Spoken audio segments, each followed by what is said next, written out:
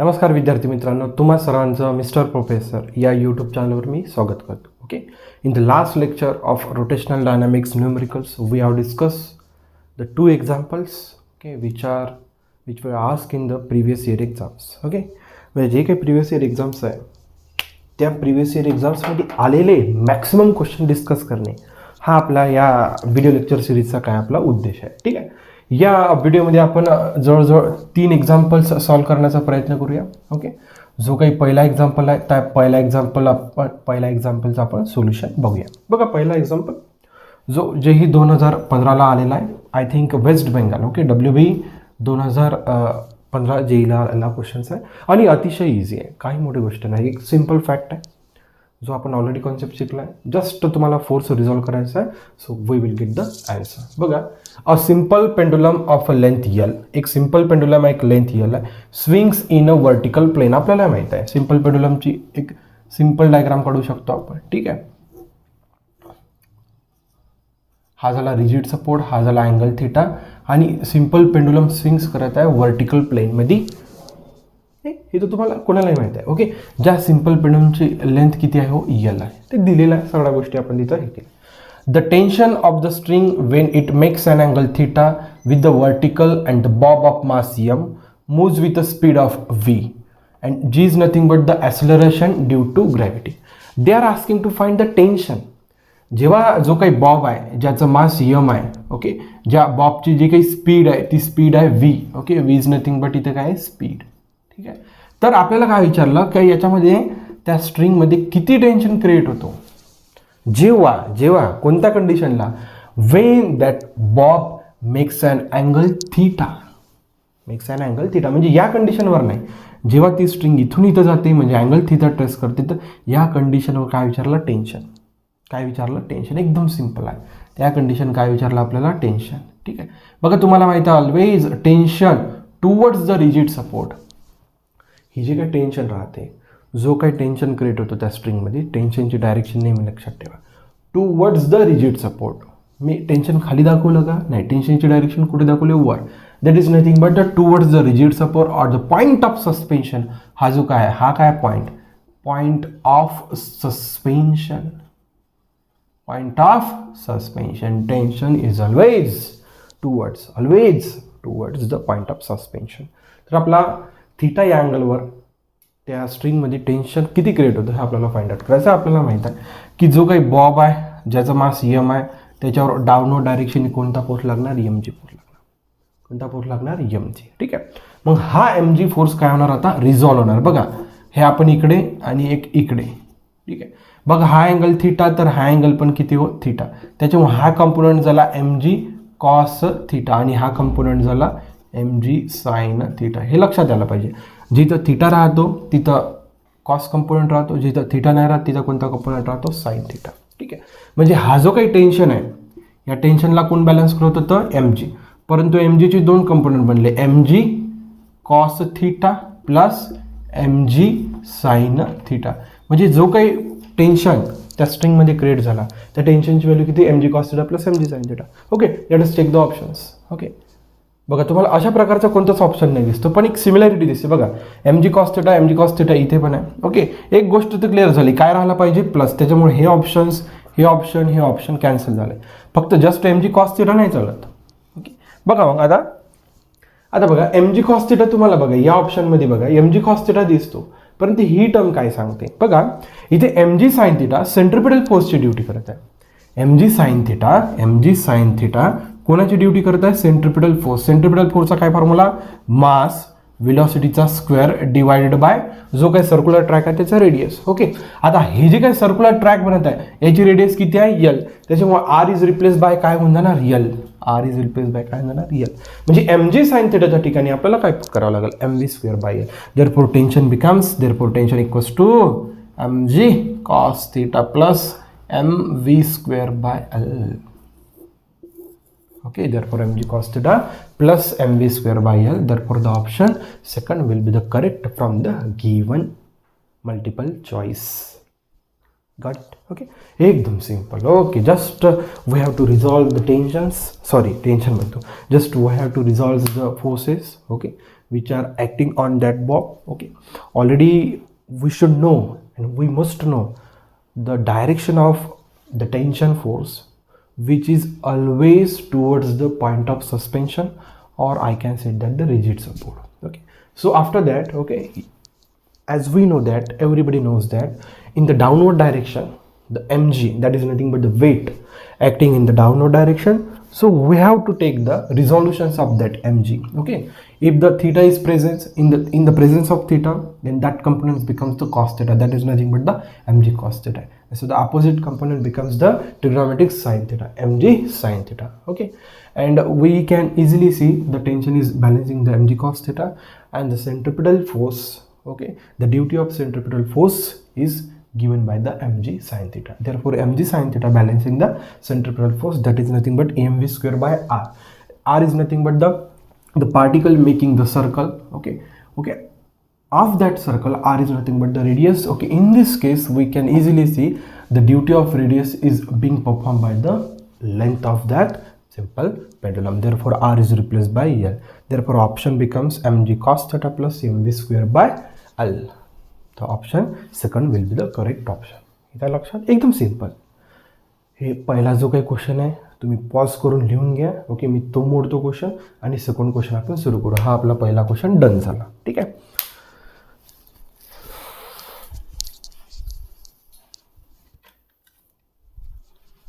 चला नेक्स्ट बघा, अतिशय इझी एवढे म्हणजे खूप काही त्याच्यात नव्हतंच.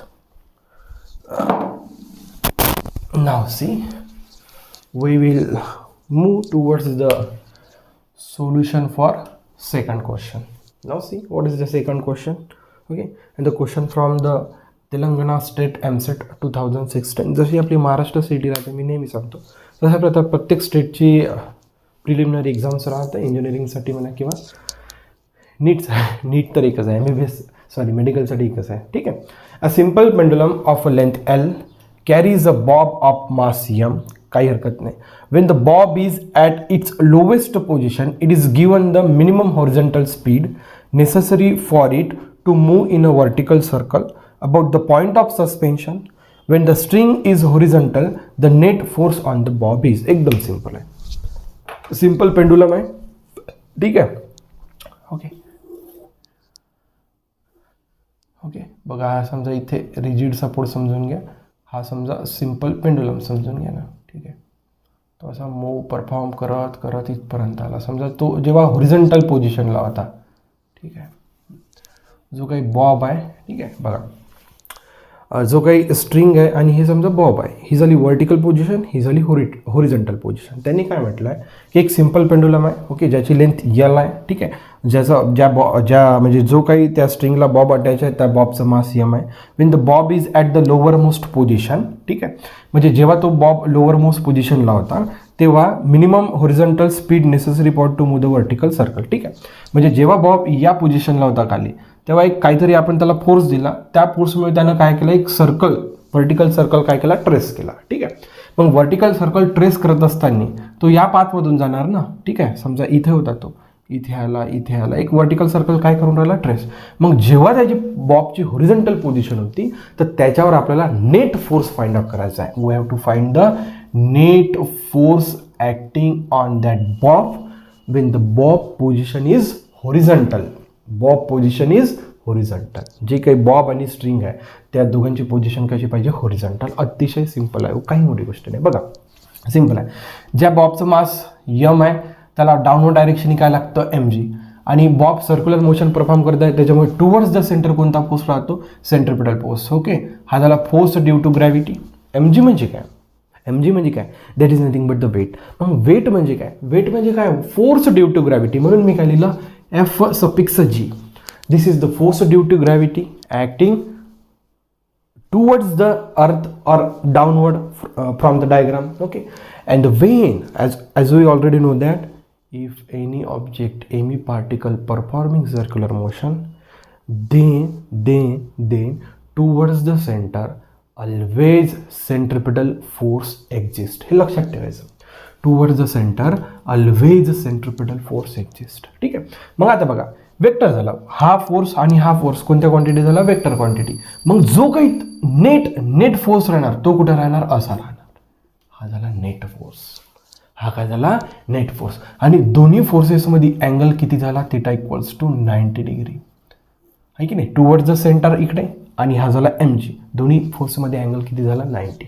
आणि नेट फोर्सची डायरेक्शन झाली ही F नेट. ठीक आहे. मग आता इथं बघा वेक्टर ॲडिशन अप्लाय करायचं आहे. तर for F net equals to, याचा फॉर्म्युला आहे स्क्वेअर रूट ऑफ पहिला फोर्सचा स्क्वेअर म्हणजे FC चा स्क्वेअर प्लस सेकंड फोर्सचा स्क्वेअर म्हणजे mg चा square plus 2 times FC FG cos theta. This is the vector addition. This is the vector addition. Okay. पहिला फोर्सचा स्क्वेअर, सेकंड फोर्सचा स्क्वेअर प्लस 2 टाइम पहिला फोर्स, दुसरा force cos theta. Theta is nothing but the 90 and cos 90 is 0. त्याच्यामुळे ही term total किती झाली, 0. म्हणजे तुमच्याकडे काय उरलं फक्त, देअरफॉर तुम्हाला जर नेट फोर्स काढायचं असेल तर तुम्हाला फक्त व्हॅल्यू कशाची माहिती पाहिजे, सेंट्रिपिटल फोर्सची. कशाची माहिती पाहिजे, सेंट्रिपिटल फोर्सची आणि एफजीची व्हॅल्यू तुम्हाला क्लिअर दिसते. एफजीची व्हॅल्यू किती आहे, mg. आता आपल्याला माहिती आहे बघा, make it equation number first. What is the value for the centripetal force, mv² by r. ठीक आहे नाही, mv² बाय r. इथे म्हटलं आहे का त्यांनी, लेंथ याला आहे. Okay, mv² by r. ठीक आहे. आता बघा आपल्याला काय करायचं आहे, centripetal force mv² by r. ठीक आहे, स्क्वेअर रूट ऑफ. हां, आता बघा जेव्हा पार्टिकल मिडवेला येते, तुम्ही जेव्हा आपण कॉन्सेप्ट शिकलो व्हर्टिकल सर्कलसाठी, तर व्हर्टिकल सर्कलसाठी बघा आपण 3 पोझिशन शिकलो. ही झाली ए पोझिशन, ओके, ही झाली बी पोझिशन, ही झाली सी पोझिशन आणि ही झाली डी पोझिशन. डी आणि बी पोझिशनवर पार्टिकलची जी काय वेलॉसिटी राहते ती कशी राहते, सेम. आणि ती वेलॉसिटी किती राहते, square root of 3rg. Square root of किती राहते, 3rg. ओके. आर म्हणजे काय तिथं, रेडियस. आर म्हणजे काय तिथं, रेडियस. परंतु बघा जो काही पेंडुलम घेतला त्याची लेंथ किती आहे, एल. त्याच्यामुळे इथं रेडियसची ड्युटी कोण करत आहे, एल. त्याच्यामुळे बघा इथं मी सेंट्रिपिटल फोर्सच्या फॉर्म्युलामध्ये mv² बाय r न लिहिता आरची ड्युटी कोण करत आहे, लेंथ. ठीक आहे.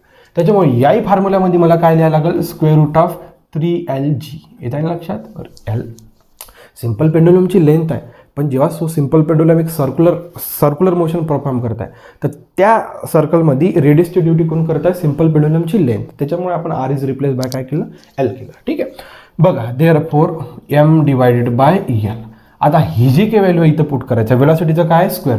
टेकिंग वेलॉसिटीचं काय इथं, स्क्वेअर. वेलॉसिटी किती आहे, स्क्वेअर रूट ऑफ 3lg. त्याच्यामुळे काय करायचं इथं, स्क्वेअर. देअरफॉर स्क्वेअर रूट आणि square get cancel. Therefore m divided by L 3lg. L get cancel, काय उरलं, 3mg. This is the value of a centripetal force. Okay. तुम्हाला सेंट्रिपिटल फोर्सची value माहिती आहे किती, 3mg.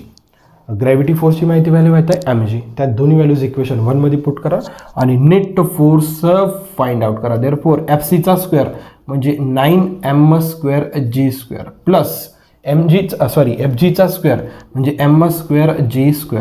बघा स्क्वेअर रूट ऑफ m²g² निघाला कॉमन आणि शिल्लक किती राहिला, 9 + 1 10. देअरफॉर ठीक आहे, F net equals to square root of 10 m × g.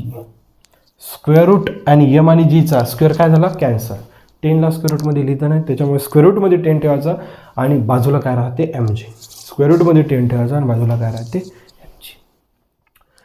अशा प्रकारे जर तुम्ही केलं तर दुसरं एक्झाम्पल सॉल्व करणं खूप काही मोठी गोष्ट नाही आहे. ओके. बघा पॉज करून लिहून घ्या. We will move towards the third question. इथं लक्षात या सगळ्या गोष्टी लक्षात ठेवायच्या, अतिशय सिंपल. आता इथं व्हर्टिकल सर्कलचा कॉन्सेप्ट आला होता. ओके. तुम्हाला वेक्टर ॲडिशन करावं लागलं. ह्या 2 गोष्टी त्यांनी इथं चेक केला. ओके नाही, म्हणजे काय ते चेक करत आहे ते तुम्हाला त्यांनी क्वेश्चन दिल्यानंतर लक्षात आलं पाहिजे. Okay. Now we will move towards the solution for the equation, example number 3. Okay. आणि हा एक्झाम्पल नंबर 3 महाराष्ट्र CET 2016ला आलेला क्वेश्चन आहे.